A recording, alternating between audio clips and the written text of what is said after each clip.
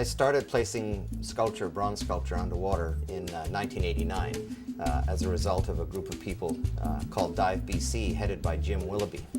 Jim Willoughby is one of the real pioneers of diving in British Columbia, and he and his wife many years ago decided that it would be a really great idea to put a mermaid underwater in Powell River. Jim came to me in 1986 and asked me if I could create a mermaid to put under there, and 3 years later we placed the original. It became quite obvious that placing sculpture underwater isn't just a bit of a crazy idea by eccentric artists, but actually is very good for the local diving industry. We were just sitting around with a group of friends talking about, okay, what's the next good idea that will be visually evocative and also stand for something. And that's where the concept of the oceans need looking after came from, and they need a guardian. Every cause needs a champion, and so we just hoped that the guardian of the reef will become the champion of the cause to look after the ocean and improve our responsibility as stewards of the marine environment.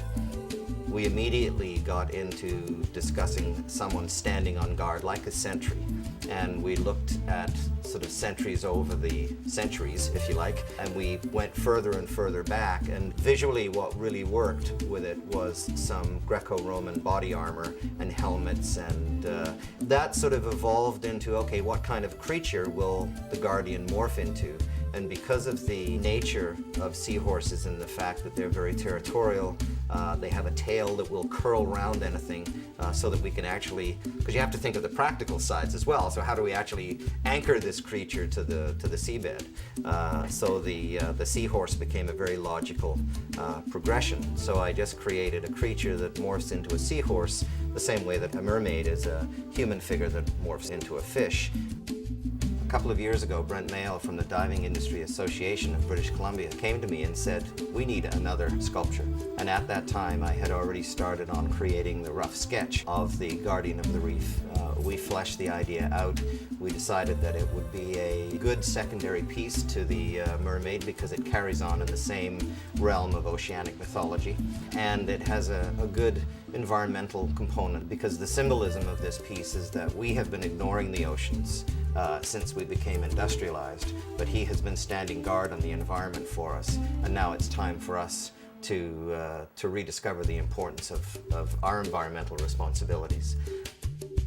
The mermaid was very successful, but the marketing focal point on that, it sort of reached its zenith and then it sort of started to fade away, and there's really no need for that to happen. She was probably put down 10 years before her time as far as the industry being ready to fully take advantage of something like that.